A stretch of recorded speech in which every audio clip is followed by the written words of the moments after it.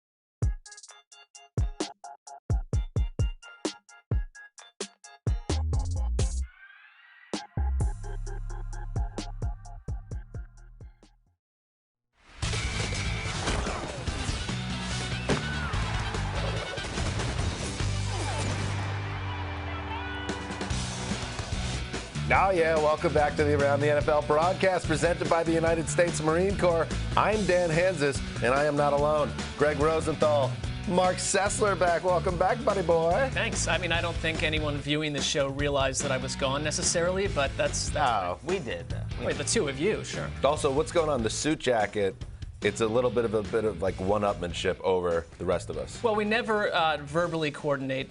Yesterday on our podcast, Greg was wearing something similar to this, so I thought that he might do it again. But again, we don't discuss our outfits. All right, you just put me in a tough spot, but that's okay. We're going to work through it.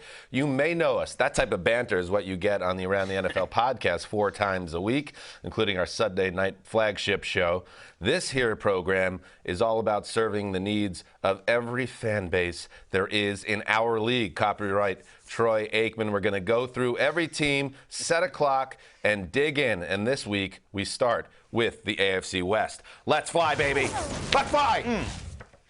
They don't talk about the AFC West on other shows. It's just this one. Just this show alone. Let's start here. Kansas City Chiefs coming off yet another disappointing loss on Sunday Night Football. Have the Chiefs lost the glow? And let me just clarify, in case you don't know what the glow is. The glow is that feeling, that vibe around Kansas City, that they could always figure it out. They win games in the end. Whenever there's a big challenge in their building, they always rise above.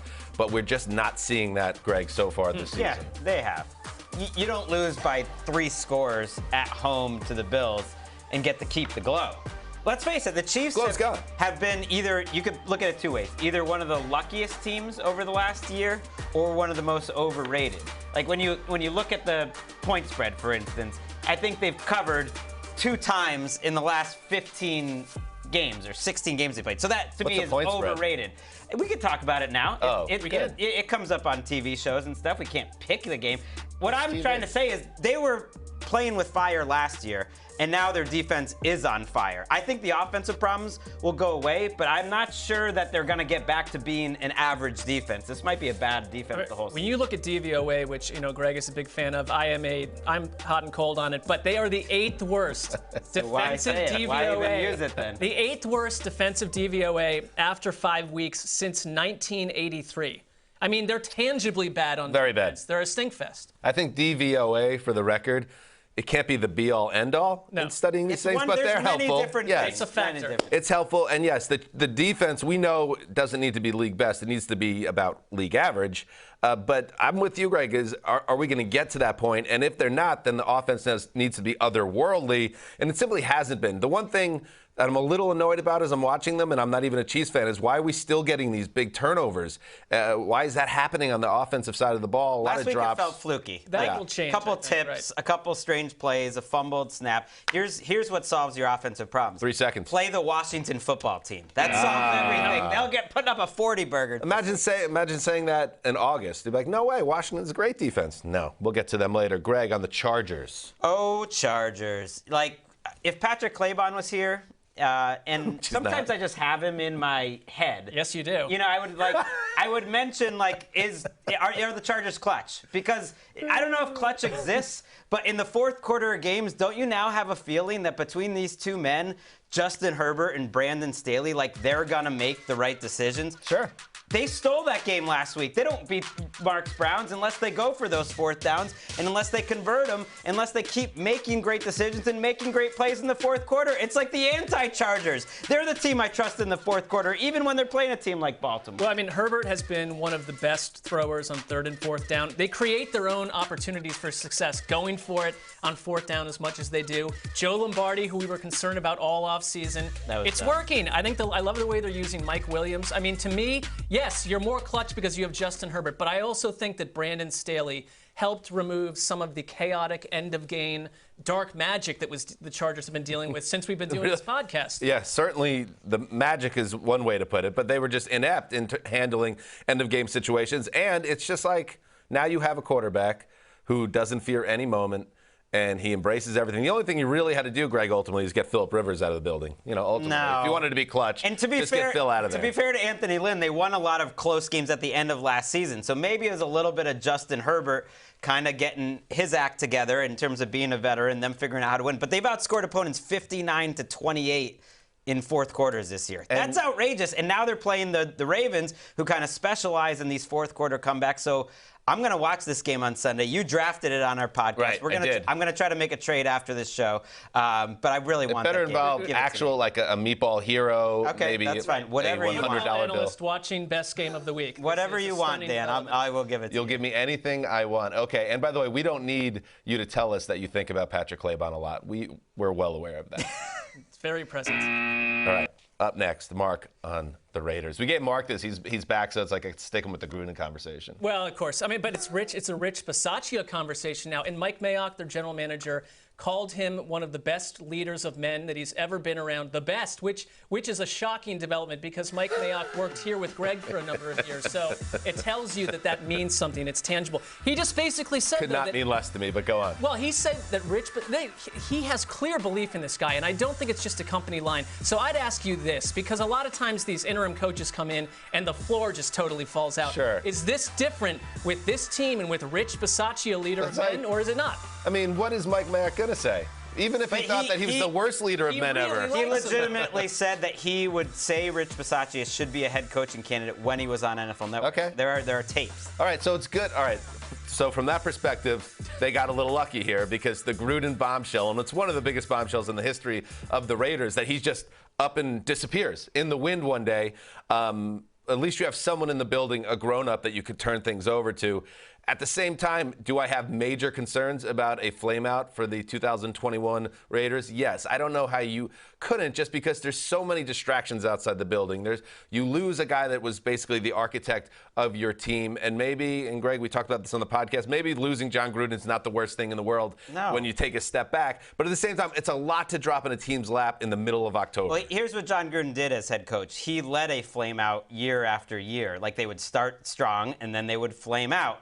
I'm just wondering if, like, getting rid of the guy who was the type of person who is sending aggressively racist, misogynist emails and has a little bit of a guy he is in front of the camera and maybe who he is in real life and a domineering force of the whole team, like, maybe getting rid of him is a good thing. I mean, I can't imagine it's that bad of a thing. Everything is set up right now. It's kind of two different conversations, though, Mark, right? It's like getting rid of John Gruden if he's actually not a good person or a good coach is good, but doing it in the middle of the season, it's tricky in terms of trying to make the playoffs. Every coach wants the least amount of distraction as possible. This is a distraction bomb. Their offensive line is going to be bad whether John Gruden's there or not. That's their biggest problem to me. All right, let's go on to the Denver Broncos. Started 3-0, now they're 3-2. And Teddy Two Gloves brought his red zone deficiencies to Denver. Listen, you don't want to talk about this, Greg. I know. You don't want to talk about it.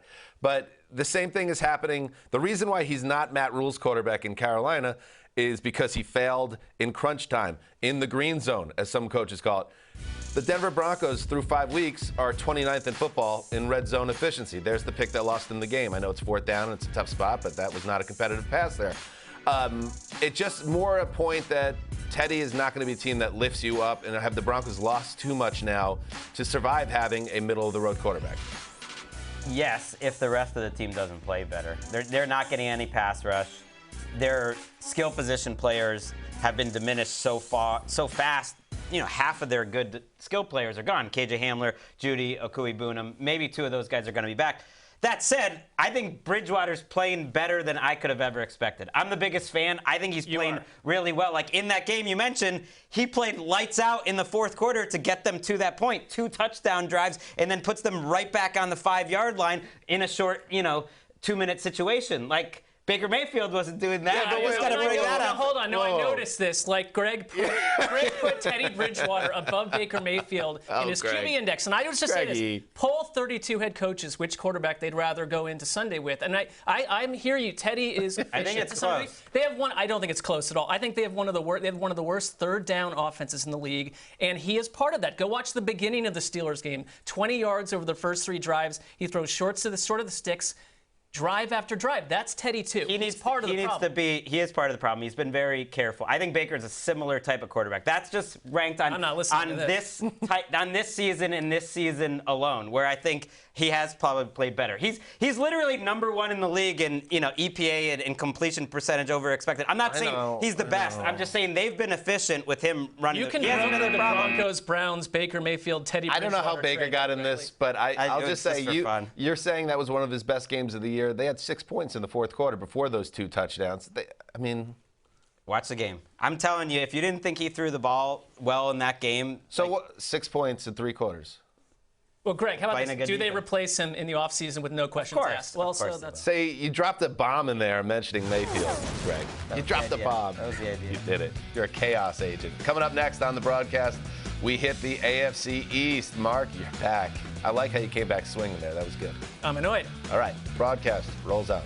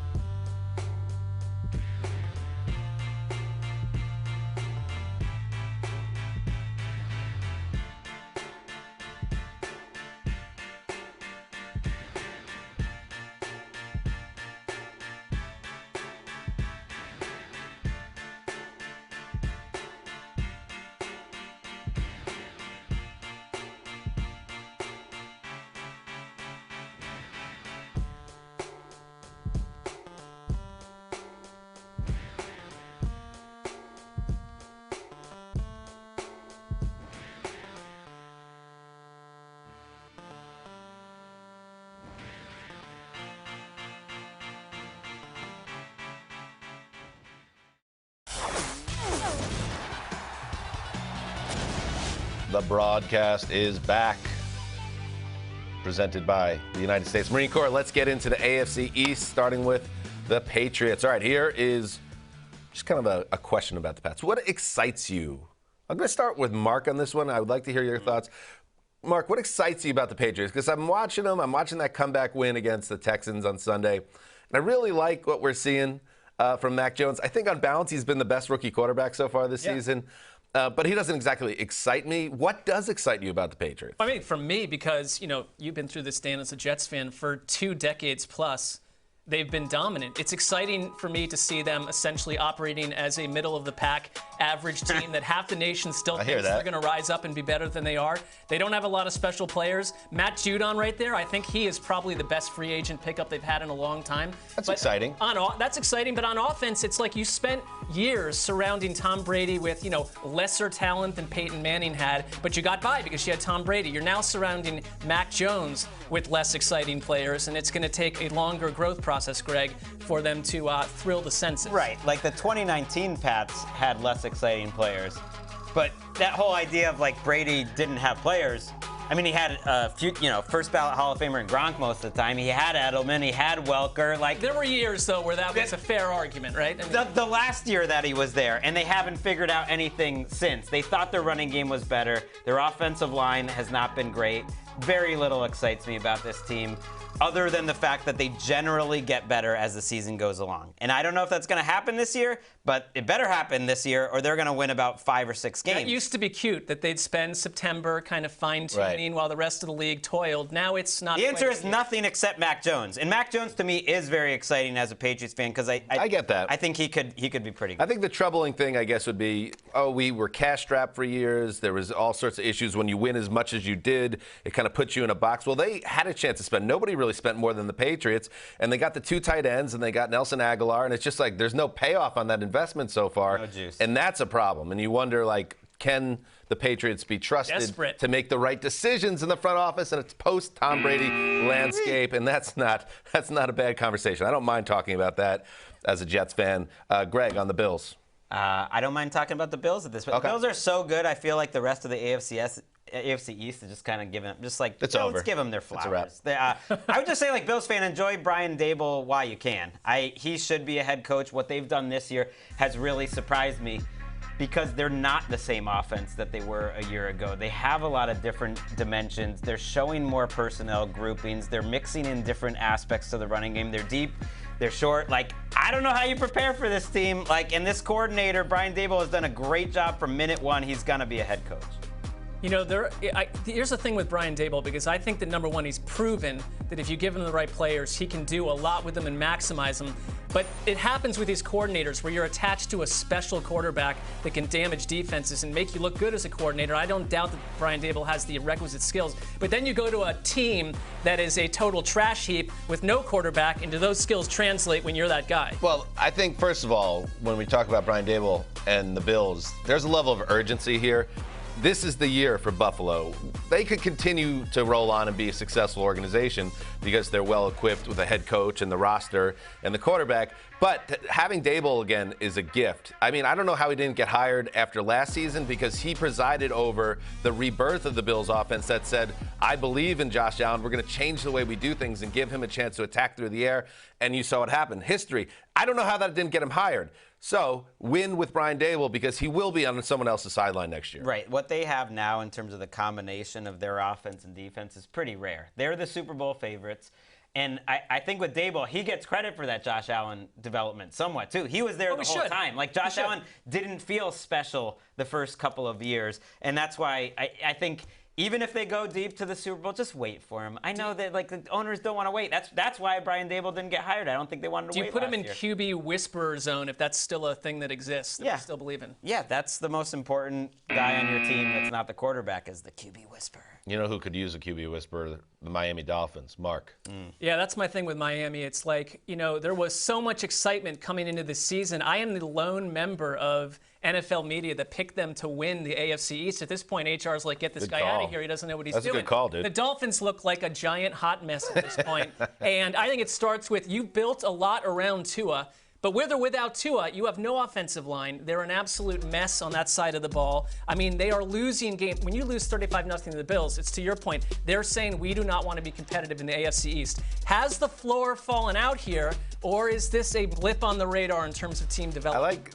I like having Mark back because there's more like an apocalyptic type vibe to all the questions around this. It feels like a minor apocalypse. It's not too early. Here's my answer to that. It's not too early to start to be really worried that they squandered that draft capital that they had when they went into the deep tank, the fish tank, and came out and got the offensive lineman that they wanted, the cornerback they wanted, the quarterback they wanted. And it's like, well, that all makes sense and works and makes you into a superpower if those guys turn out to be stars, but none of those positions have rendered a star. It's third year for Brian Flores, and who do they have that you're thinking, well, these are the Dolphins of the future? Because most of the guys that they've picked up over the last few years, they've gotten rid of. They're there for a year or two. I think they could bounce back. They're a 1-4 team that if you told me week 16, they're still in the playoff mix, I wouldn't be totally shocked. This is a huge week. We keep sending these teams with terrible records to London. You got to go to Jackson, and you got to go to London. It's a home game for Jacksonville. Don't go to Jacksonville. That will be a problem. Put them at 0-6 and feel a little better coming back. That would be a disqualification if they flew to Jacksonville. And that would be a real indictment of the entire organization if they just showed up in Jacksonville and they're like, where's the game? Where are the people? They have a really nice, great opportunity, as you're saying here, to reset their season. Beat up Urban Meyer's team, which is all fouled up, and then get on the plane, have a bye week, and then reset things. That feels eminently doable. The losing plane ride home from that game is going to be, it's not going to be drinks. They've let coaches over there in the past. They have. You might as well get on like the Titanic back to New York if that's what happens. And pray for an iceberg. All right. Finally, my Jets. We were just in London, and we watched the Jets fall on their face.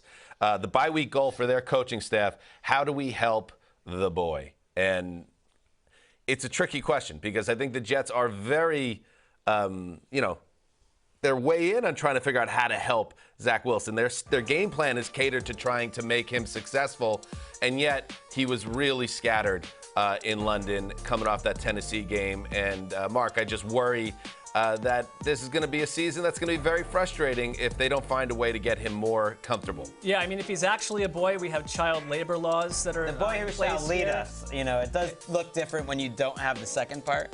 That's true. The thing that disturbs me is I think the optimism was... Right now he's just the boy. You've got the Shanahan offense. It should be run-based. It should be great for a young quarterback. It was great for backup quarterbacks when San Francisco constantly is losing their starter. And you'd think that it'd be a great environment for Zach Wilson, and it's not been. And I'm in the place now where you're concerned about where his mental state will be like deep in November and early December. Because he left so many plays on the field at the big Tottenham Hotspur Stadium that if he just executes, they win that game. And that's the second time I feel like that's happened with the Jets. So it's like there's a frustration here because you want him to be a sensation. You want him to be Justin Herbert. But the truth of the matter is that rarely happens. But what you want is growth. And you know what else I want, Greg? I want Elijah Moore somehow more involved in this offense. Yeah. I want Denzel Mims more involved with this offense. Let's soft reboot. Good time for the bye for the Jets. You know, Mark, you're mentioning how you're worried about like how he's going to be mentally in the offseason or off the field. I'm just worried about how he is on the field. We were there.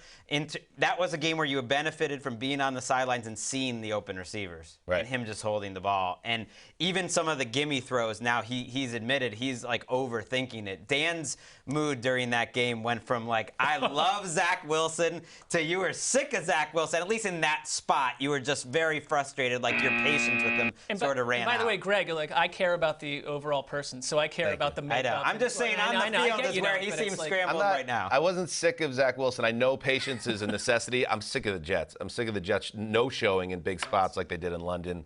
Let's just move on.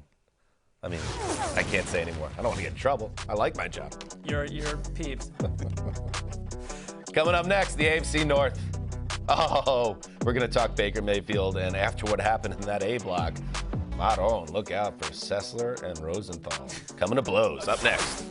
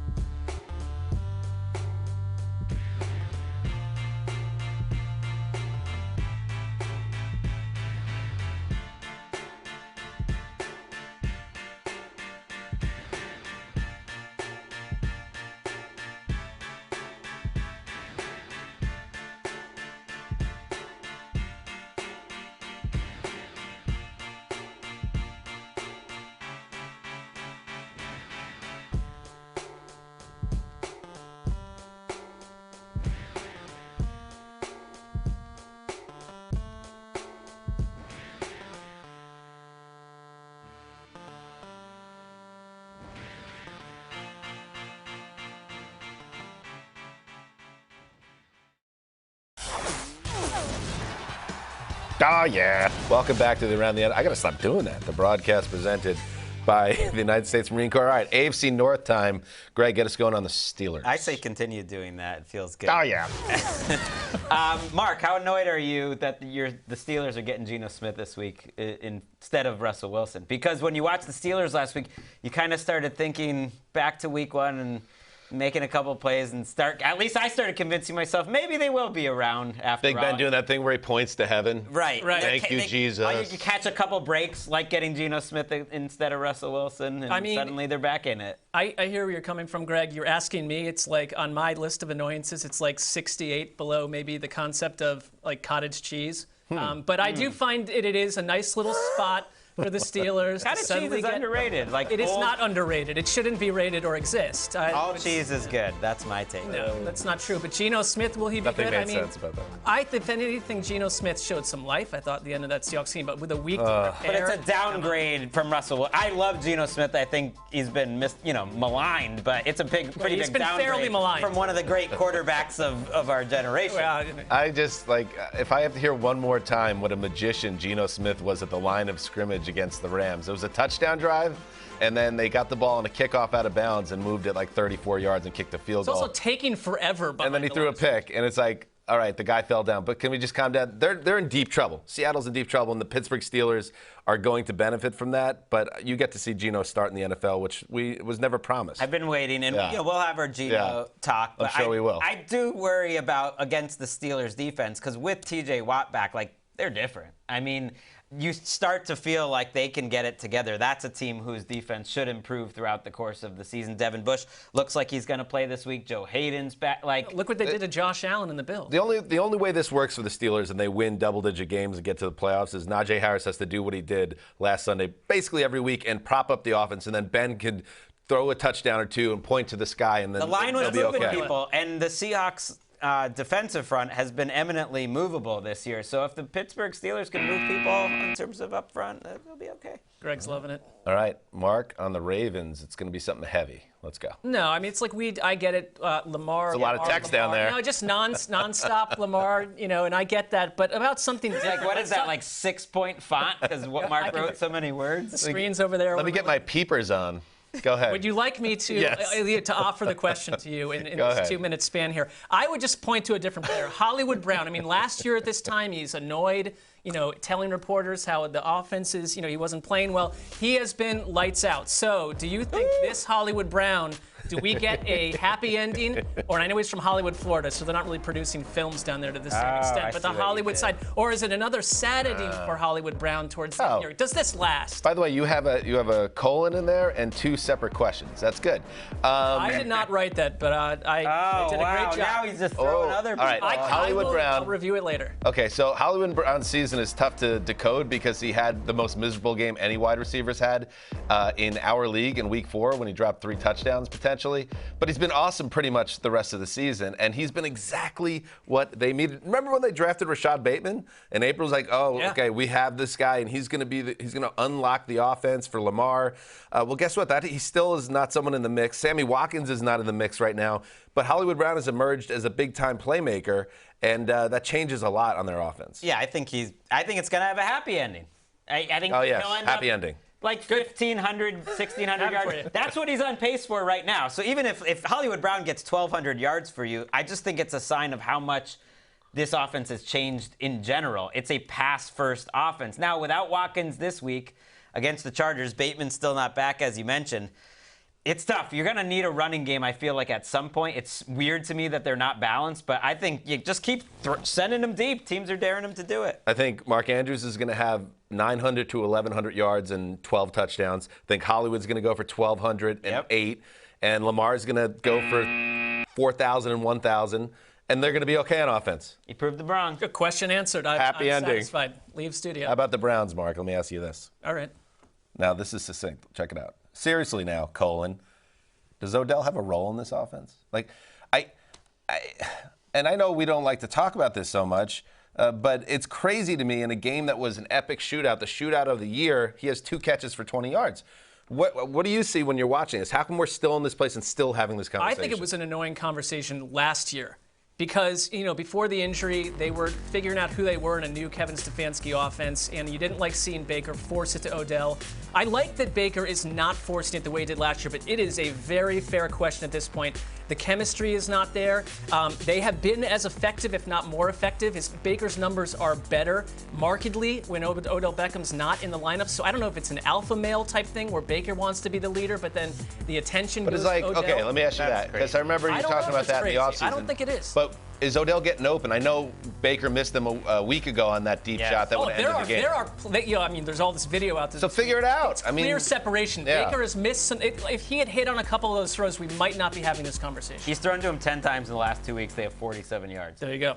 He was wide open in that Vikings game. Some of the catches that Odell had made this year, you looked at him and said, I don't know if that's old Odell, but it's close enough. Like, it looks like Odell Beckham. So figure it out, Browns. Are they trying to trade him? I wonder behind the scenes. It's tough because I don't think there's a lot of suitors. Niners? I'm happy you said that, because I was thinking of setting up the conversation that way. The trade deadline is November 1st.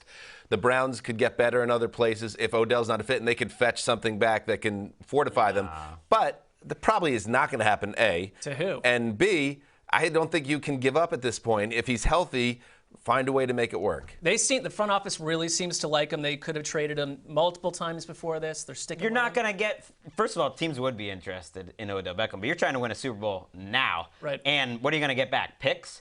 Nick Chubb is out this week, for instance. Like, this is a week where it's like, okay, Nick Chubb's out, our best offensive player. Let's have more offensive weapons on the field. I mean, he's better than Donovan Peoples-Jones and Rashard Higgins. It's an asset to have him. It's got to show. Jarvis Landry is on his way back, and that's a good thing, too, because that's the one guy we don't hear has any chemistry issues with Baker Mayfield. How about Greg on the Bengals? It's a victory lap week. Remember back in April when there was all those debates and there's like memes on Twitter and all this stuff like Jamar Chase or Penei Sewell? Everyone who said take Jamar Chase, take a victory lap. I don't need to see anymore. Call the fight. Look at Greg and his one shot. I mean, let's do it. Call camera. the fight. Oh, that's my real friend right there. Oh, no. That's so good. That's who I love. Greg is helped by the fact that 99.5% of America can't really grade offensive linemen, because I think both teams won. If you're going to pick in the top 7, you'd like multiple scenarios where both teams win. And I don't know about Sewell, but it's not about Sewell. The point is they drafted a great player. So you can't be wrong if you drafted a great player. And Jamar Chase, I think, has already proven he is a great player in 2021, and he's going to be an even greater player. I'll take it a step further. They were right. He is 5 games into a career, and right now he's the NFL's best big play receiver.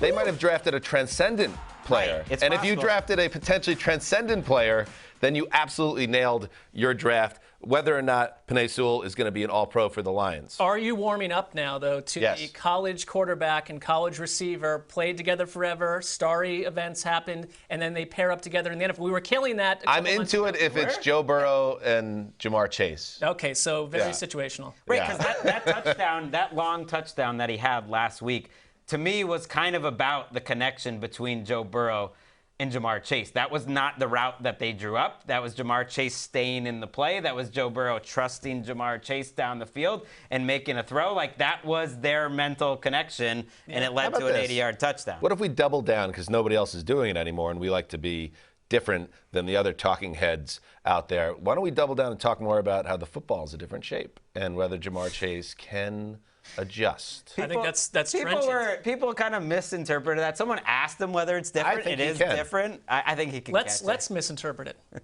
I think he can do it. I think and the drops, I think he'll overcome that as well. That's why you watch this show. That's why you watch the program. Coming up. We'll see, though.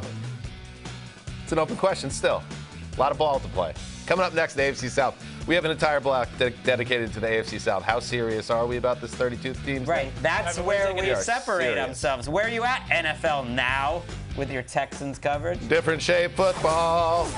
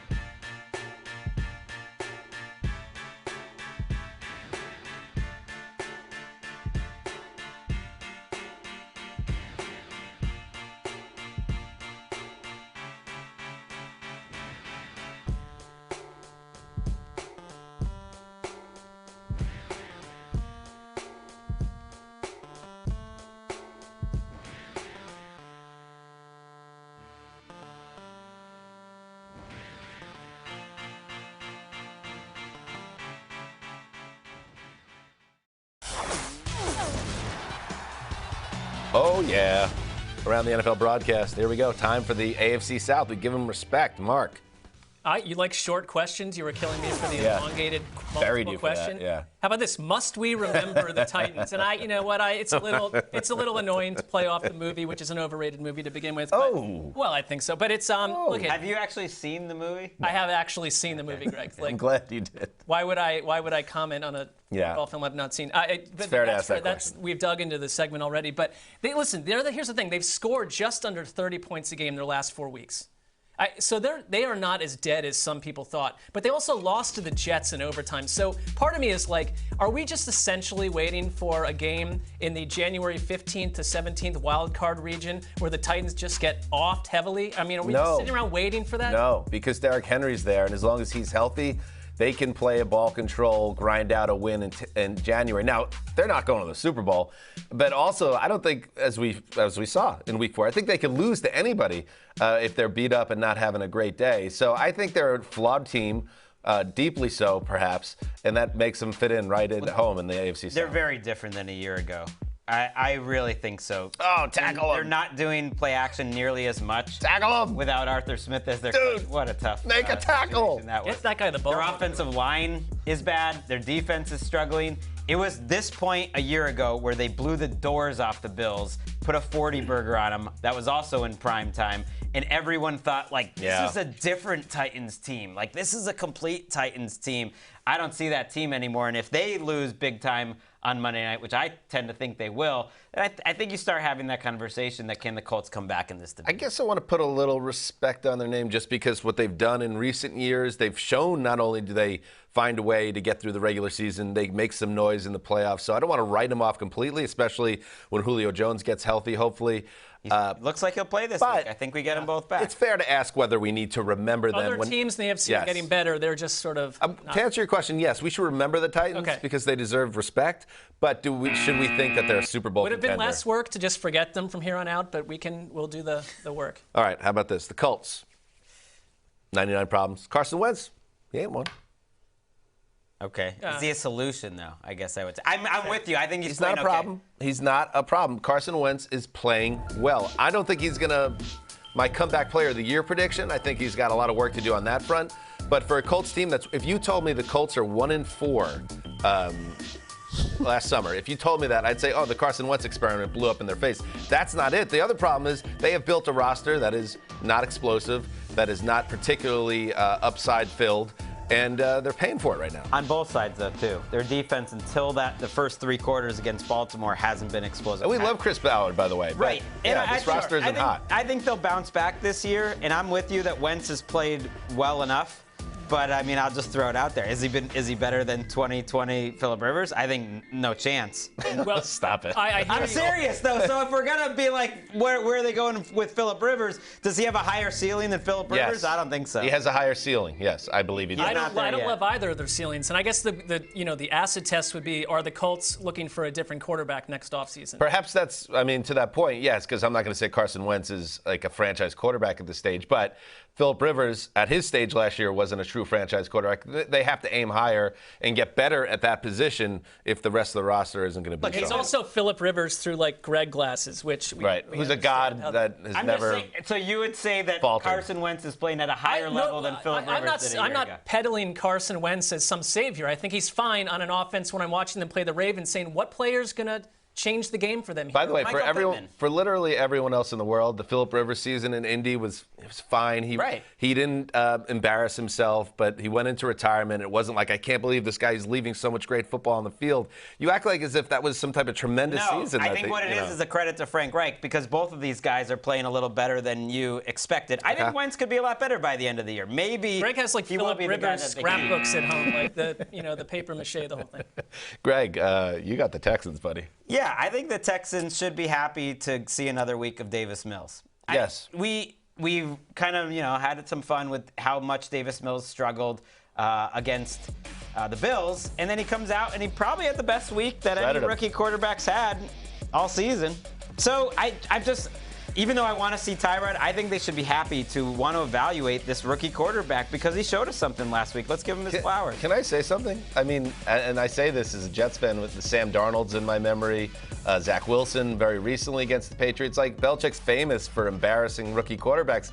I think that was slept on. Not only did Davis Mills shred the Patriots, he shredded Belichick, who's famous for scrambling young QBs. Maybe it's just a bad day for New England, or they're just not in a good place right now. I mean, but I thought that was notable, too. That throw was gutsy. It was like, I'm going to throw it 1 inch over J.C. Jackson's head, and it worked. I didn't see it as a fluky start. I thought he made some good throws, and he's probably, if anything, he's on like the Colt McCoy track. We're like, hey, look at me, I could be a backup for 12 years. I don't see him as a starter, but what is the point? He's got juice, though. But what's the point of putting Tyrod Taylor back in there? I would just get a long look at Davis Mills and say, this is a team that could have the #1 draft pick. I'm not going to convince myself into Davis Mills being, a future starter, but he's got tools. He does not profile as a Colt McCoy. He's a big dude who moves pretty well, throws on the run, and has got a big arm. He's got a solid long career as a backup. I don't know as a starter, but I liked what he did last week against Belichick. In his 4th start or whatever it was to light up Belichick, let you know, like, maybe there's something here. He's a 3rd-round pick. I think. What a week ago, the Bills game, people were ready to put him into a truck and have the truck go off a cliff on southern Alaska. I wouldn't, because he's a rookie quarterback and these things happen. But I'm just saying. Cliffs in southern Alaska? Maybe. There are some. Maybe, but I think the whole thing with the Texans, as you're saying, they're maybe not going to have the #1 pick because the Jaguars are around, but they'll have a top 3 pick most likely, and Deshaun Watson ain't walking back in that building. So it's like they'll have to decide, are we going to go get a quarterback, or are we going to have Davis Mills in here and give him a longer look? So that Tyrod Taylor should be exactly where he is on the sideline. I'm with you guys. Or maybe you, Mark. I don't know about Greg. Mark on the Jaguars. Well, I mean, speaking of Trevor Lawrence, and it's these metric sites, they're depressing for some of these rookie quarterbacks. Trevor Lawrence is below Davis Mills and every other quarterback according to PFF. He's 30th in QBR. I just ask you this: are you freaking out? You freaking? Well, no, I'm not going to Southern Alaska. Okay. I'm saying Trevor Lawrence, to me, is a guy with a ton of upside still. He's in a not good situation.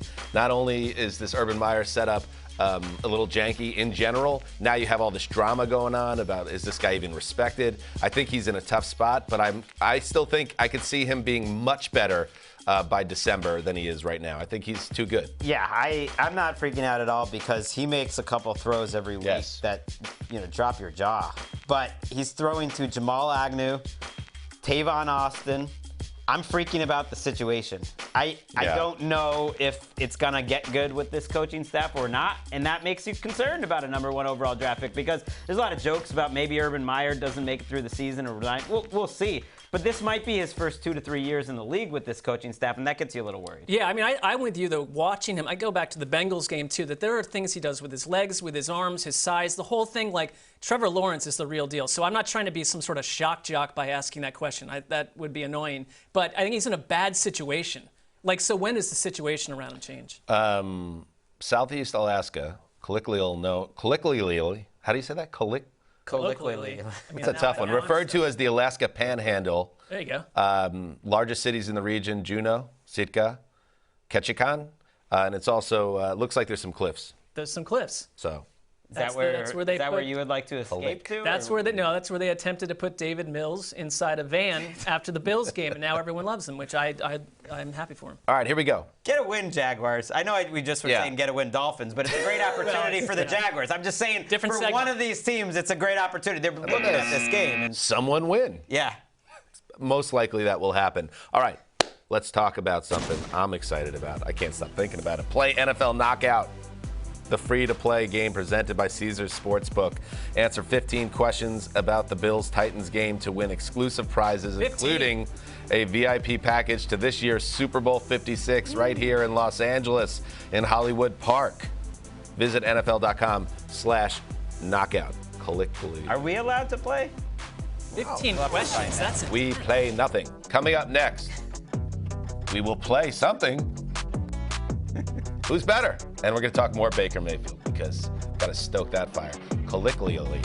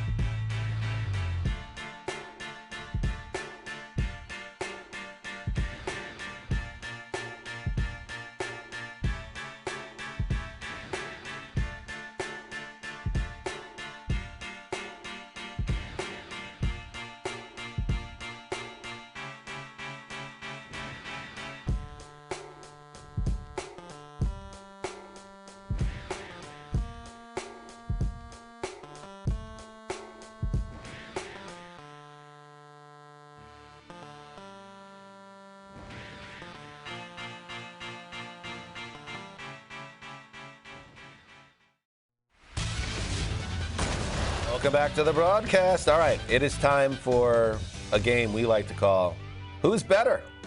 Presented by Truist. And with week 6 ahead, let's study some quarterbacks to start. Kyler Murray versus Baker Mayfield. Greg. Well, it feels like we're kind of setting up your boy here. On one hand, Baker's been in the league longer. They're similar heights. They were drafted in the exact same position, so this shouldn't make us laugh. Both went to Oklahoma. Let's fly. Right. It shouldn't make us laugh. Heisman Trophy winners. Laughing? Well, where's the laughter generating from the two of you? It's not a comparison, right? I'm laughing. That's the problem with Baker is that he's compared to these other quarterbacks who come in and have some transcendent talent, and he doesn't have that now. Here's what I would say, though. Yes, if you're a defensive coaching staff, Kyler Murray scares you more with what he can do. And the knock on Baker is that he's very much inside a system. To me though, if you're someone that has watched the Browns for 20 years, you appreciate Baker's contribution a little bit more. Number one, he's tough. As tough as he's playing through physical batterment these last couple weeks. I mean, he's still throwing blocks. I think last year he down the stretch showed how good he could be. He's had a rough couple of weeks right now, but to me, Baker Mayfield, if you're a Cleveland Browns fan, he's won a playoff game for you. We're still waiting for that from Kyler Murray, but I don't question that Kyler Murray is the more supreme talent right now. I think you put it well, Mark. The thing with the shoulder injury, it's like you don't hear it when he plays well, and then you hear it when he's not playing well. Well, we also don't suffer from it. So all quarterbacks are banged up, I guess is what I'm saying. The Baker injury thing keeps coming up, but all these guys are beat up as the season goes on. They don't all have a separated left shoulder that popped out of their. But he did. I think the best game he had throwing the ball this year was week 3, and that was after the shoulder injury. So that's where well, we're doing this who's better, where it's very clear what everyone thinks going in. So I'm trying to. I get where Mark's coming from because Baker's a good starting quarterback. He's just not someone who right now has elevated his teammates, I don't think. I just feel like he's being blamed for communism at this point. It's like Baker Mayfield had a pretty pristine statistical game, unless it was some missed throws. But I heard someone call his call his game is horrible. That's a little bit not at all. He played well last. I think Kyler's great. Baker's good. Yeah, it's better. Simple. Very good. Good plus. On a good day. But in this NFL, he's pretty much average, so that's hard to go good. All right. All right, gentlemen. I hear you. All right, here we go. Let's move. No more Baker on this show. Baker moratorium, colloquially. Derrick Henry, the man, the god. No one has had more yardage over a 40-game span in the history of the NFL. That's a true stat, an amazing stat, against the third-ranked Buffalo Bills run defense. And I'll tell you what, you never fade the big dog, ever. And I ain't fading Derrick Henry. I don't care who he's playing. He's going to get it. I am.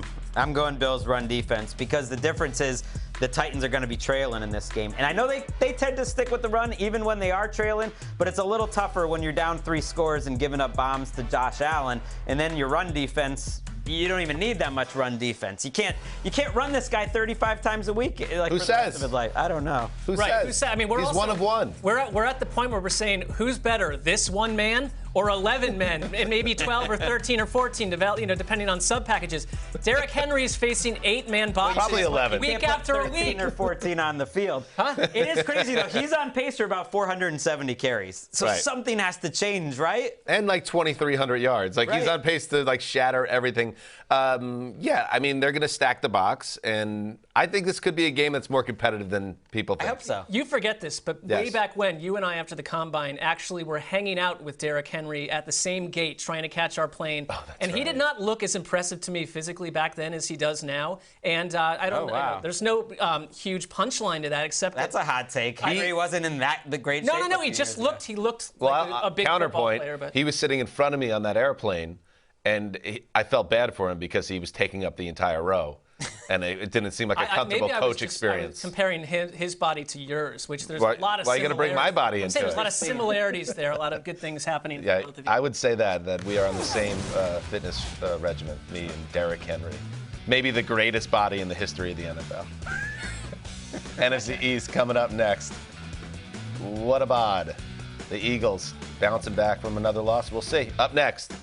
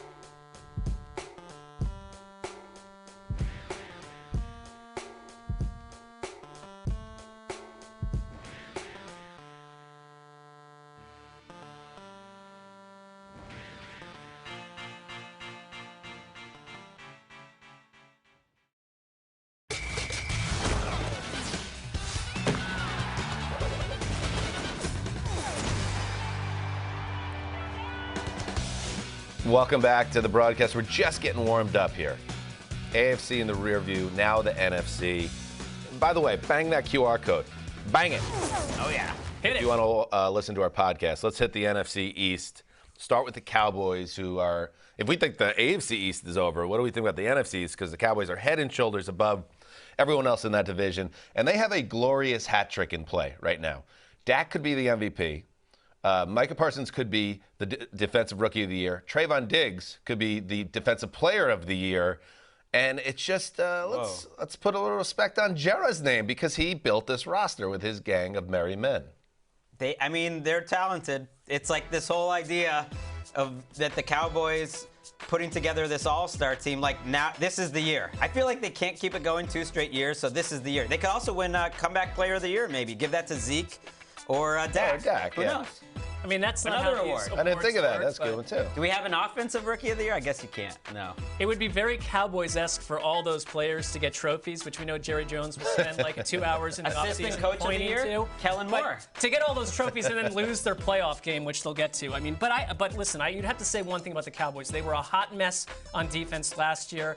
Dan Quinn has brought a scheme they love. Could be an Assistant Coach of the Year, too. There you go. Yeah, he could win it. That's the biggest award out there, by the way, the Assistant That's Coach the of the one. Year. That's the one you like. I could totally see them dominating NFL honors after a brutal first-round exit. It can't happen this year. It's time for the Cowboys to take a season all the way through the regular season, then make a deep playoff run. They haven't. That's like the thing that really jumps out. They haven't even made it to the NFC title game in 26 years. If this team doesn't do it, I don't know who does. There were a couple of Tony Romo teams that were excellent that could have made it. 13 and it just didn't happen. They got picked off in the playoffs.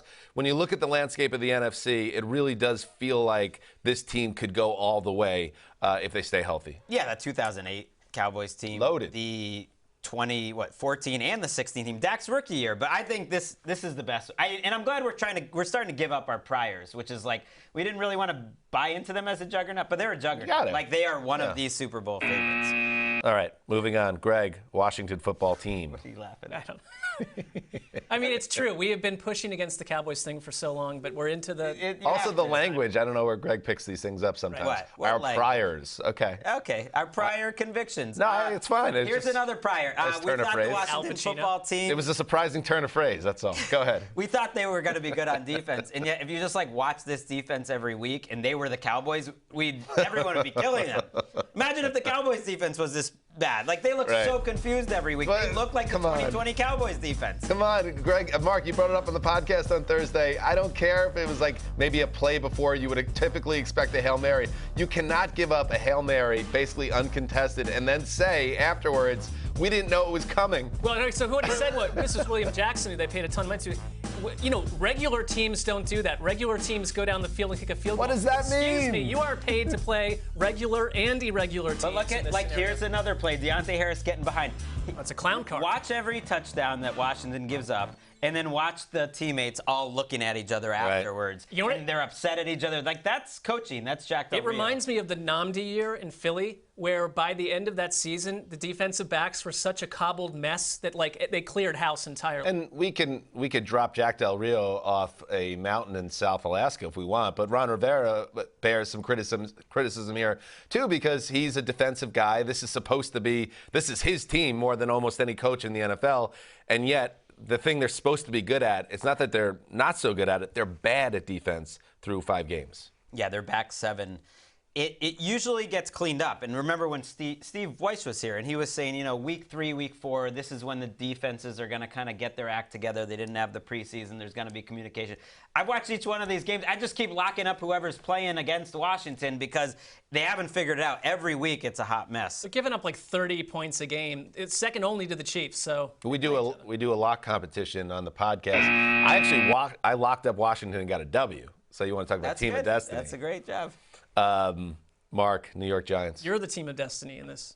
Well, you guys keep getting these lucky field goals, you know.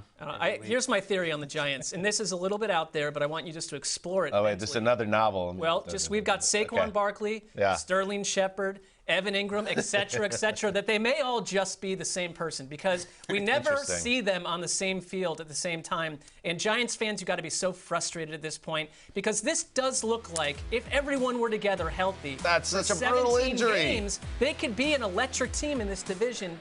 In theory, I'm with you. I think there is a dangerous team buried within this Giants squad because to me, the most explosive, maybe the best player of them all, if I had to pick one for the next 5 years, is Kadarius Toney. And Daniel Jones is playing great. Like, this really could be a fun team. Too. Yeah. And, I mean, listen, being healthy and staying healthy is a skill. I mean, it's just like having speed or quickness. Like, the ability for your body to withstand injuries is something some guys have and some guys don't. And unfortunately, it feels like Dave Gettleman, you can't really put this on Gettleman because sometimes you don't know these things, although there are red flags in college sometimes. It's just bad luck. Maybe this is just a roster where it doesn't hang all together because you have the wrong mix of guys. Because I'm with you, Greg. I feel like there is a Giants team here. And even last week, before all the injuries mounted, they were hanging tough in Dallas. But these injuries are killing them. It does sound like Daniel Jones will be able to play this week. He's progressing through the concussion protocol, but that's what the Giants season is all about, figuring out who's available. This week, Saquon and Galladay, not so much. Maybe we do have Shepard.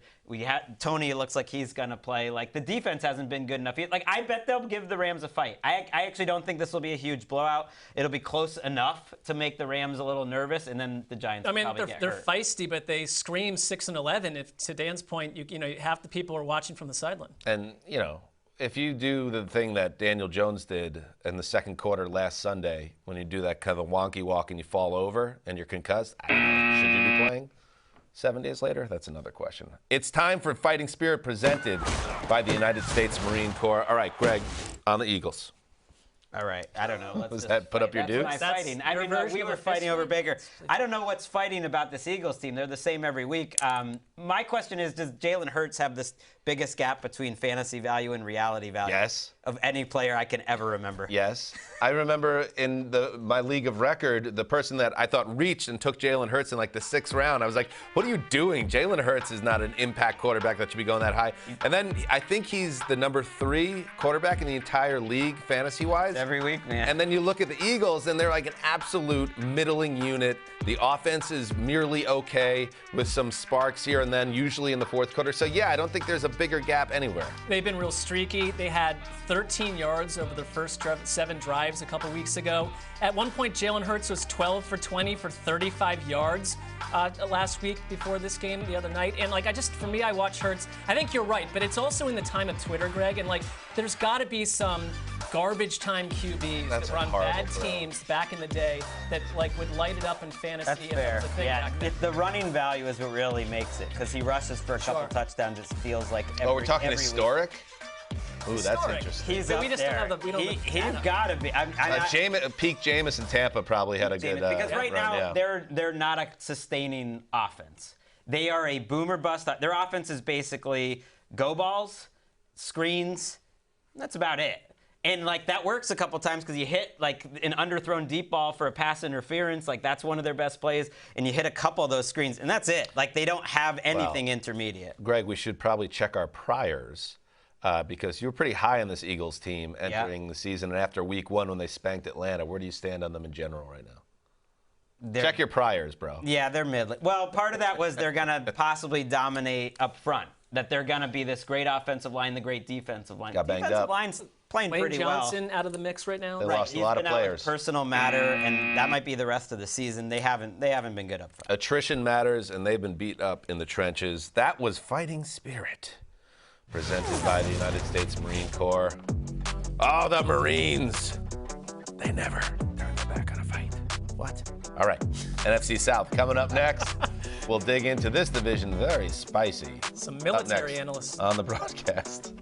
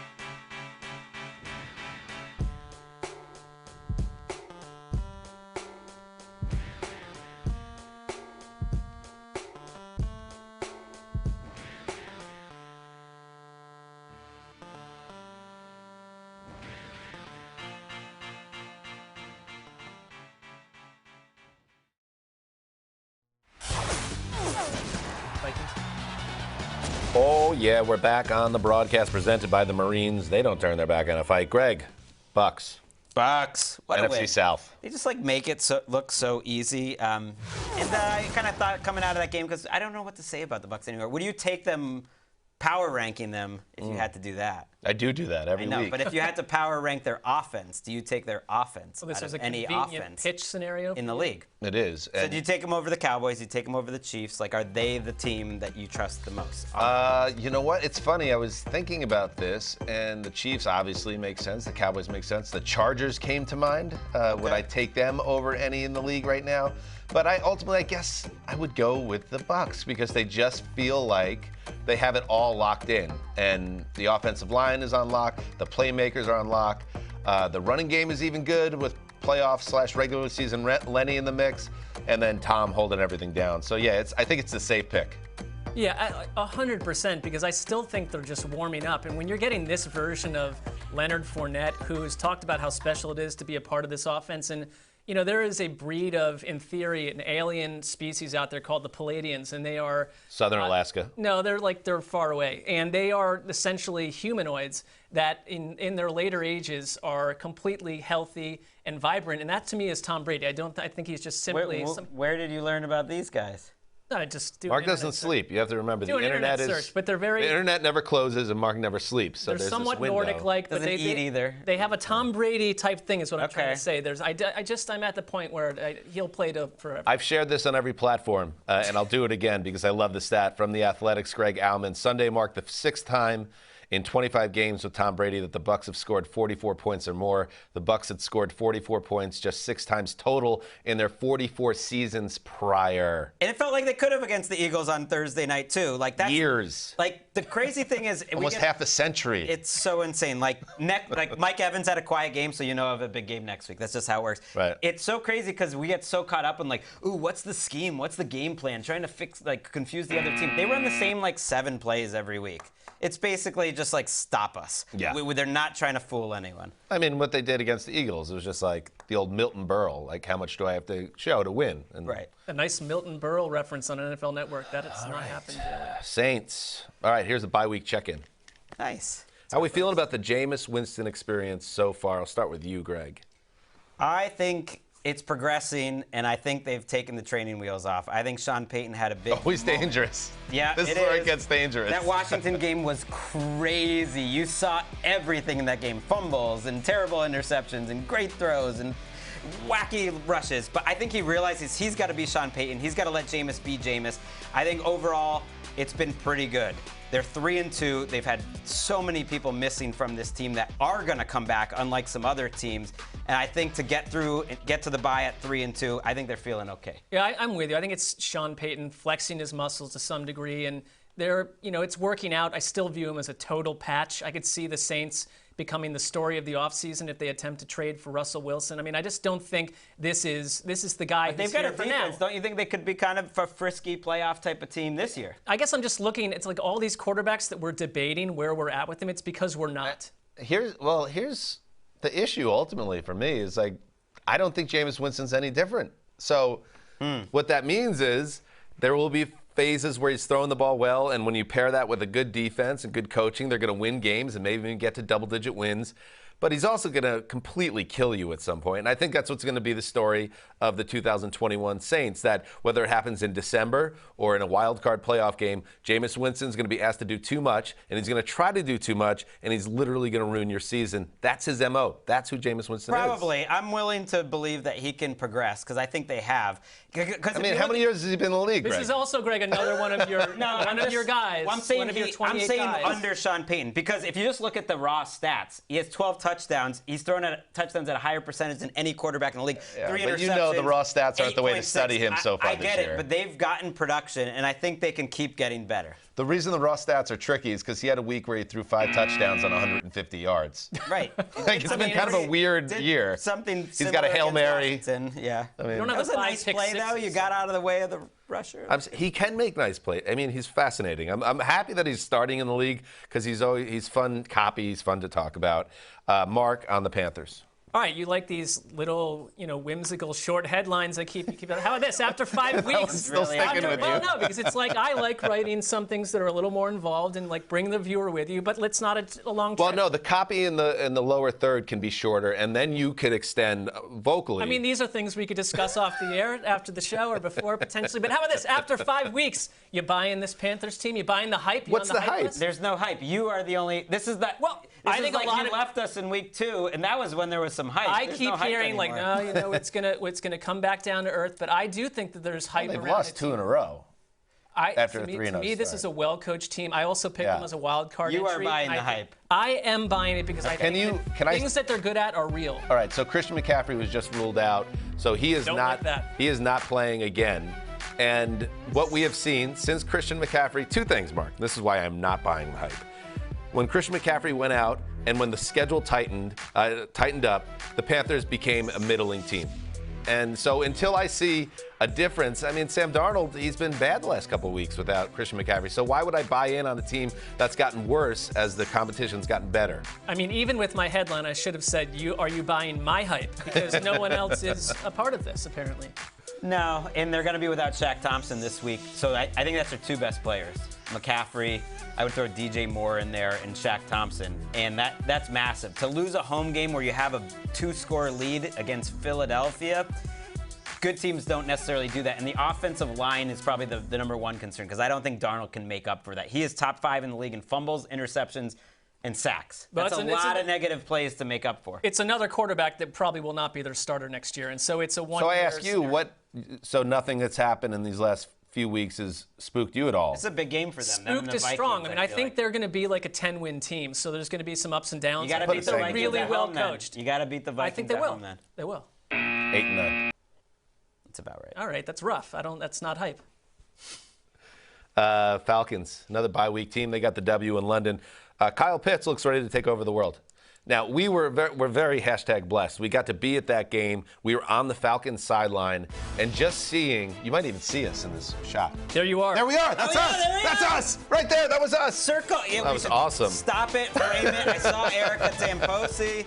Anyway, seeing an athlete at that level, the size and the speed all put together, and the way he was just putting it on the Jets defense, it's just a reminder that, okay, just like we get why Cincinnati took Jamar Chase a pick later, we get why Kyle Pitts was a tight end drafted 4th overall. And this is just how it has to be every week. Even when Calvin Ridley's back in the mix, I'm not saying you de-emphasize Calvin Ridley because he's a special player also, but Pitts should get Darren Waller-level targets every week going forward. I think Pitts was a victim of just the Falcons system not working the first 3 weeks. So it's not that they couldn't get it to him. They couldn't get it to anyone. When they threw it to him, he has such strong hands. Like, almost every catch he's made this year has been difficult, and he moves so fluidly. Like, man, I love the combination of him and Cordarrelle Patterson. Those are just like 2 bad men next to each other that you can do a lot of different things with. Yeah, it was hard to focus on the Kyle Pitts highlights there with Greg's, head-to-toe body in the background. There's just your attention is diverted. And my Derrick Henry-like body. There we are. There it is. Look at that. Look at me. We're over at the side. And by the way, and that's Ricky Hollywood, our producer, next to Greg. And by the way, I left that jacket at the stadium, and I spent 35 pounds on it at a place called Reserved in Piccadilly. That's got to be worth $7,000 or $8,000. What a great job by our production team to stop this. That's unbelievable. I wish we had the little shot where Cordarrelle Patterson elbowed this Jets cornerback. Yeah, that wasn't nice. And that was I think crazy. Even the ref there seemed distracted. But I mean, listen, tight ends out of the gate year 1, not always the best position for. Wait, let's talk more about that. We were in that shot. I mean, that corduroy jacket felt so good in that jacket. We have to go work for another network to get that sort of access. But it was great for a week. It was really great. Look at us. The bodies alone. The Cordarrelle Patterson forearm shiver after the clinching first down right in front of us, I didn't need that. I just have to tell you as a Jets fan, I did not need that. Show up. Get off the plane, Jets. Still upset about that. All right, up next, we move on to the NFC West. That was a nice little treat there, Greg. Yeah, that was fun. Greggy. Thanks, guys. I wasn't in it, so. It would have been better if you were there. Seattle Seahawks, the Cardinals, the Rams, the Niners. This is the best team in football. We talk about it next.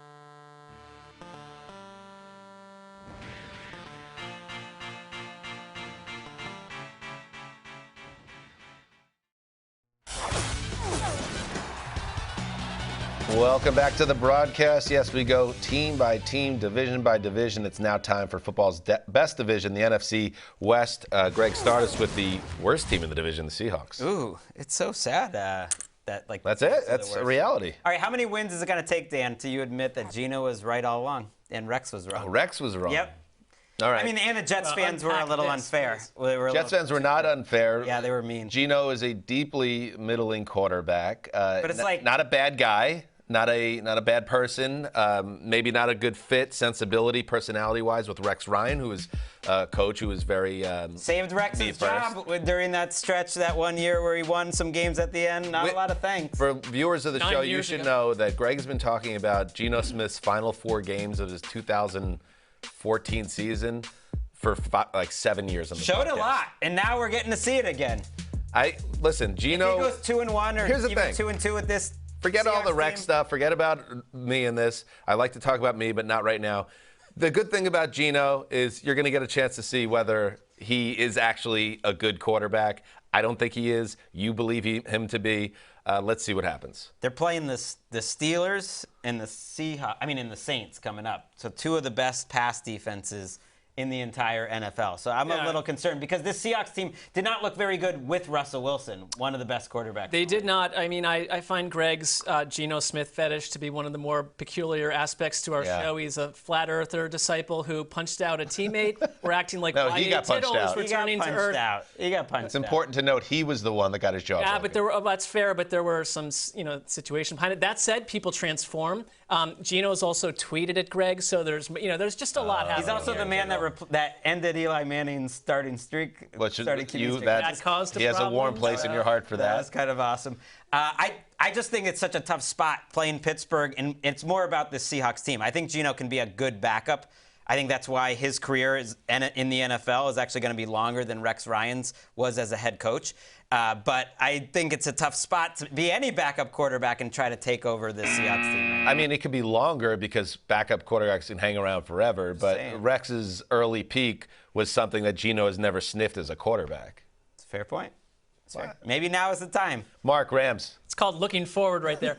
I would say this about the Rams. Because like kind of struggling for a topic along with the Bucs that I just think this team is set up to fly to some degree. Can anyone find, as I've written there, a fly in the ointment? So they're set up to fly, but can we find a fly find something in the ointment? Find something in there that's a well, kind of. I don't even have ointment. Do you? Greg, fly in the ointment is a term that you have used so many times. I've never found insects. Let's see. Can we find a fly in the ointment? The defense has been average at best. Giving up big plays more than they were. That's about it. I think the offense, I think, is only going to get better and better. But the defense, it does not look like the defense from a year ago. Now, to be fair, they didn't look like the Rams' defense in weeks 1 through 5 a year ago either. That improved as it went along. But they've just been okay. And the quarterback has to stay healthy. He's a 35-year-old veteran who just banged his thumb on a helmet. And if he's not going to be able to do 17 games in a playoff run, they're cooked. But you could say that about any other team. I'm kind of with you. Yeah, they're kind of right now they're doing what they're supposed to do. I don't think they haven't taken the league by storm in the Stafford McVay combo, but also there's no doubt about it that they're better on offense and more dynamic than they were with Jared Goff in those last 2 years. I'd say this too. We're calling this the best division in football, and going into the season, no question about it. But the Seahawks situation, we'll get to the Niners. This is not the same division we thought it would be. No, there's a separation, and I think the Rams have to be happy about that. They are 1 game behind. There's a fly for you. That's not ideal with a loss in hand to a good division rival. But I had a hard time deciding which offense would I take, Tampa or the Rams, because I think the potential of the Rams might be even higher. Stafford, I don't think is playing his best ball yet, and yet they're still putting up this amount of production. Yeah, I was going to say that they are leaving plays on the field, and if they tighten up as the season goes along, they could go to another level. But even where they are right now, hey, they're in a good spot, 4-1. Now I got the Very Giants. winnable game. Perfect timing to get the Giants. No fly in the ointment. There is 0 fly in the ointment. They will continue to fly. Answered both those questions. Up next, the old Zeuser. Arizona Cardinals, undefeated.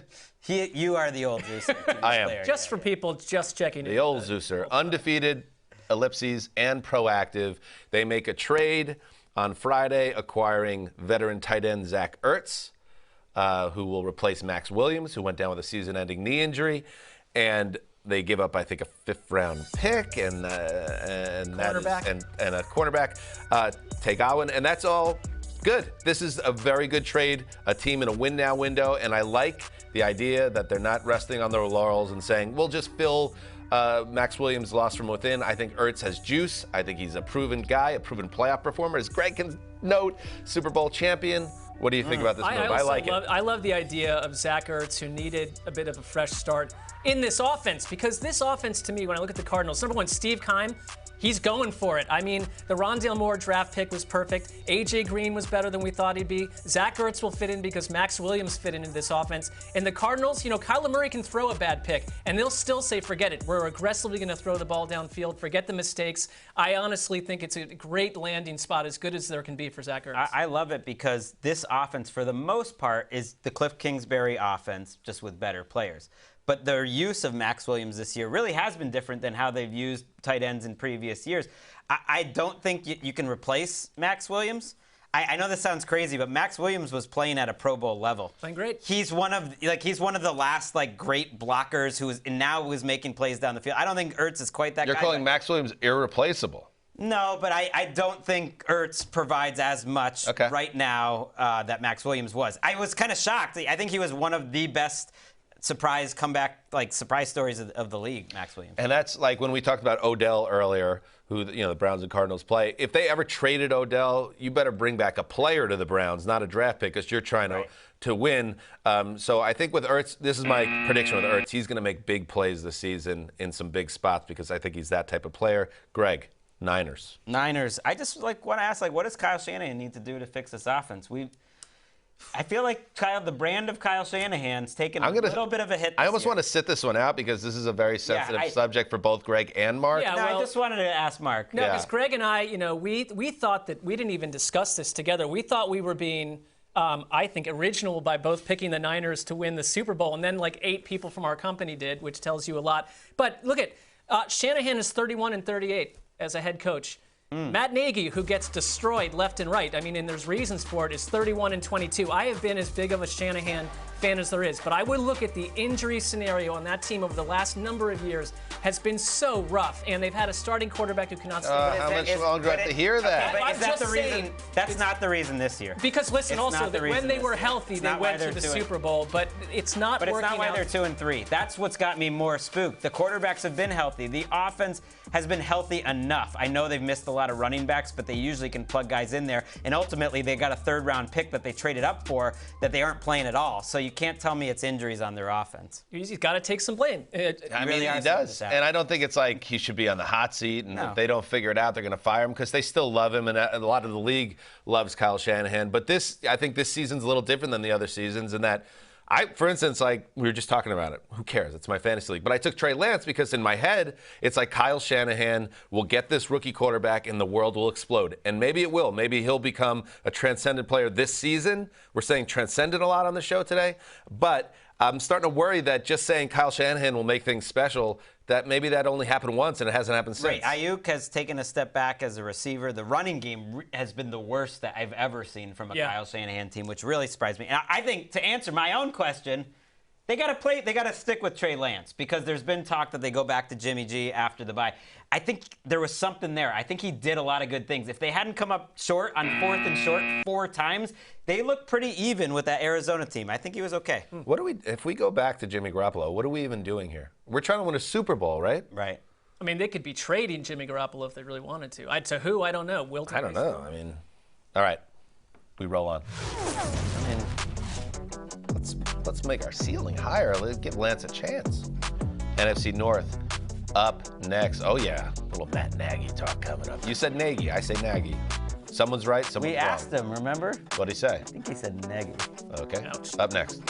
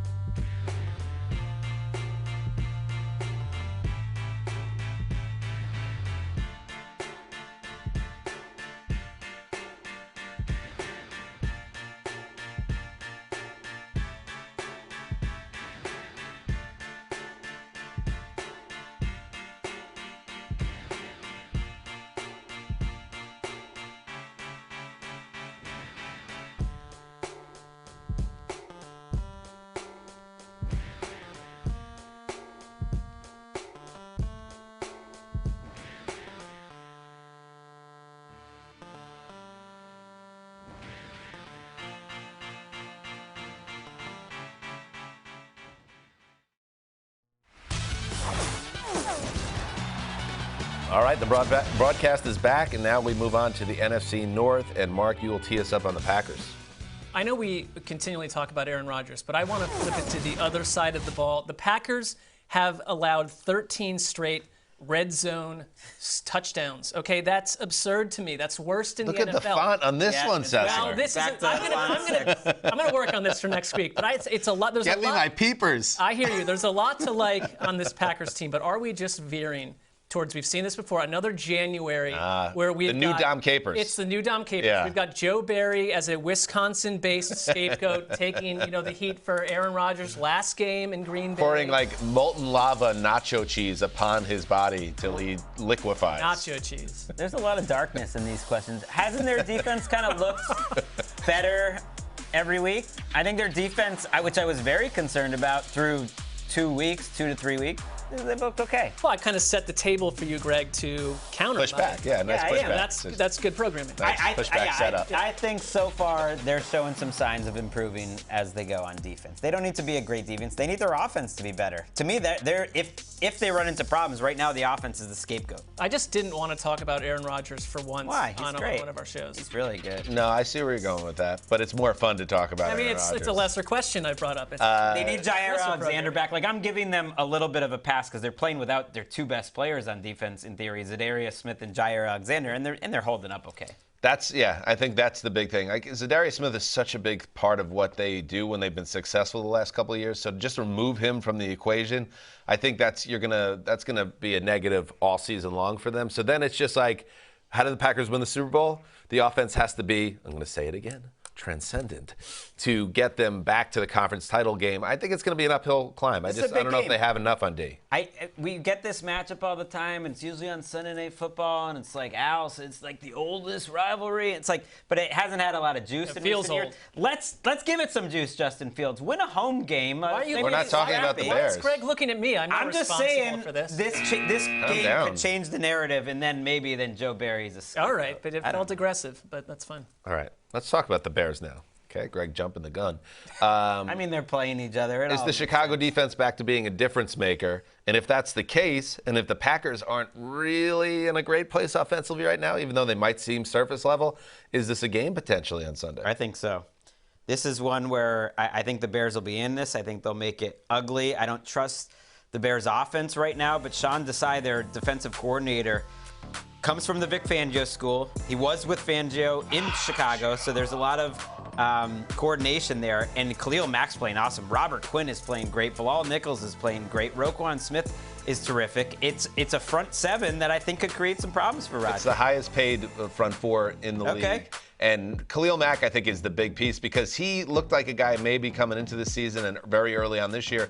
Is he on the way out? Is he in decline at this point? And then all of a sudden he's back up to leveling up to a top level playmaker. He's got to play his buddy Derek Carr every week. Like, he's going to be talking trash to Derek Carr when they're 60 years old about that game. He dominated. You're right. I mean, Chuck Pagano last year gave up 41 and 35 points to the Packers. I think a lot of it for these defensive coordinators in Chicago is, can you unspool Aaron Rodgers? And Sean Desai does come from that Vic Fangio school. He said this week that he wants the defense to be palpable. I have no idea what that means, but I like it. Palpable? Palpable. It just means, you can feel it. You can see it. I would hope so. I think they're like a top 6 or 7 defense right now. I don't know how far that takes you. You're going to need Justin Fields to make plays, but Darnell Mooney has looked good. I think Allen Robinson's starting to slightly come around. They don't really have the running game. I mean, how fast is Allen Robinson going to get the hell out of Chicago? It's just been a nightmare. One thing, they have our guy Mike Pettin on staff, your guy, who was in Green Bay. My guy too. I like Pettin. Maybe he's got some Aaron Rodgers. You didn't write secrets. a long form about him. I didn't. No.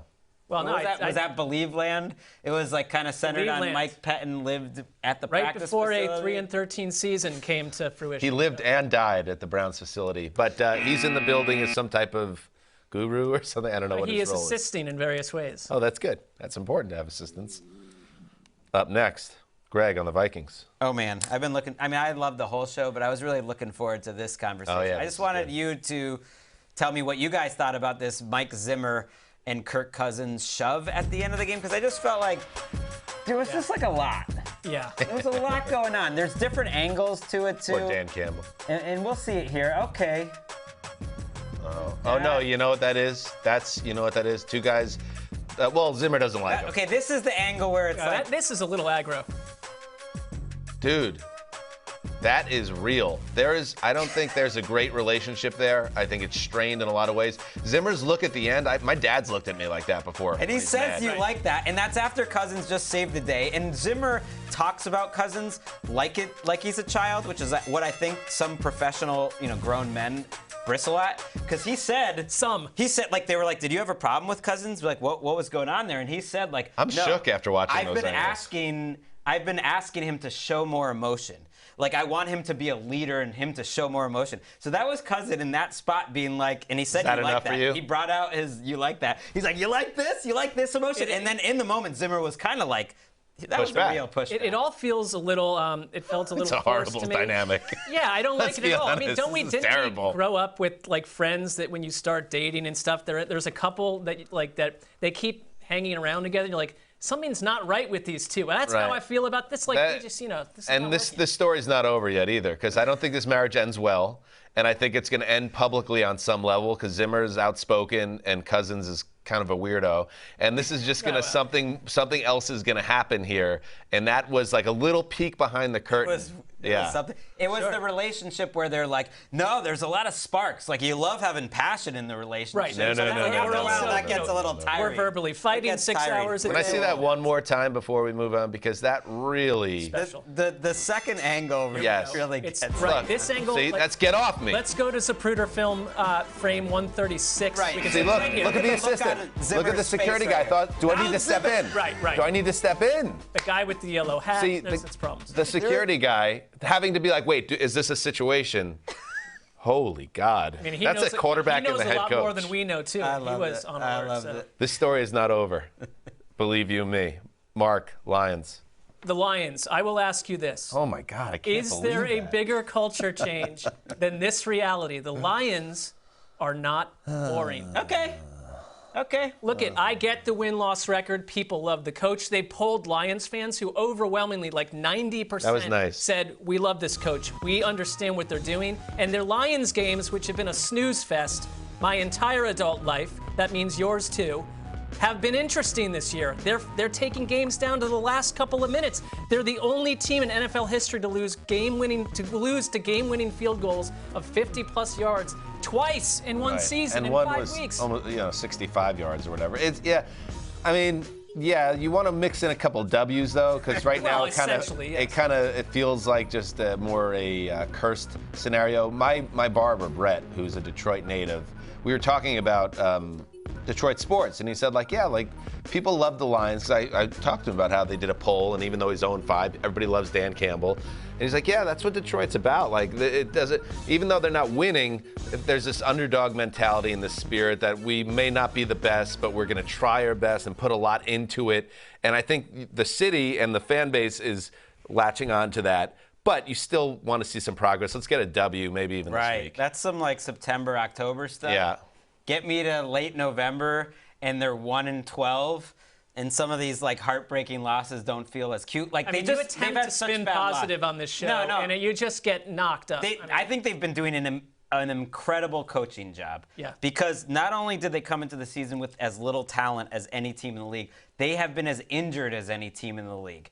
And at the positions that they need the most, offensive line, which was supposed to be their strength, their defensive backfield. They lose Quintus Cephas. They don't have anyone for Jared Goff to throw to. I'm amazed they're hanging in this game. They really have done. They do have the draft picks for Jared Goff. That's good. They gave some away, but. And I know on Twitter it was kind of a love affair when they showed Dan Campbell crying after that game and being emotional. And I think it's great too that you have a coach that cares that much. I just wonder if you're doing that in week 5, if you're at that level of emotion, how does that play, again, if you're 1-12, or what are you doing at the podium? I think it's true to who he is. At what point? They need a W. I mean, is it healthy for him to be crying in week 5? I don't know. Next week's we're all coming. rooting for the Lions. To cry. Feels good.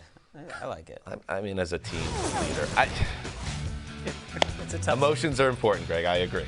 Sharing them, don't hold them in. Up next, new seg. Really believe that. New seg. Well, raised Catholic. It's good to keep things inside also.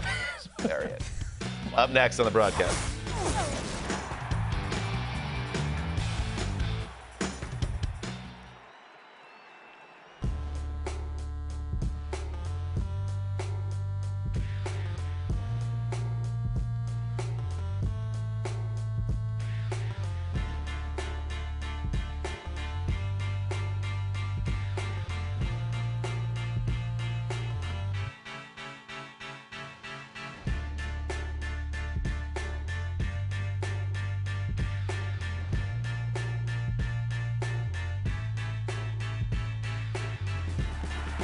Hey, man, nice catch.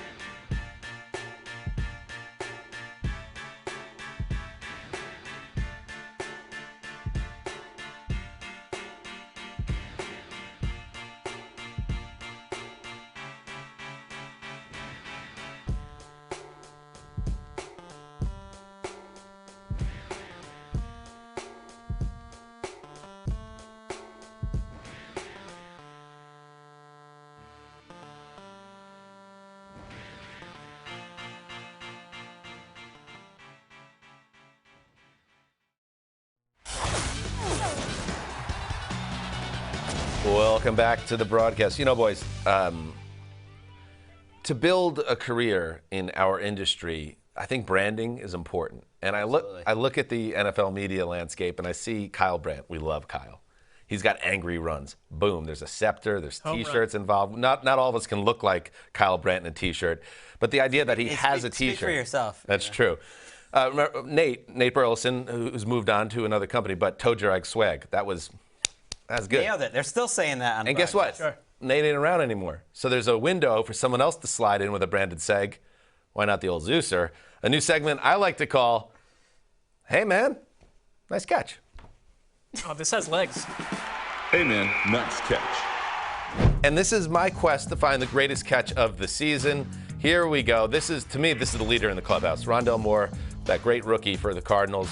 I want you to watch where he catches the ball. He catches it at the tip and gets the feet down. This is clubhouse right now if someone wants to throw out another catch, but this one, I want to see some more. Give me some more replays. Give me some slow motion.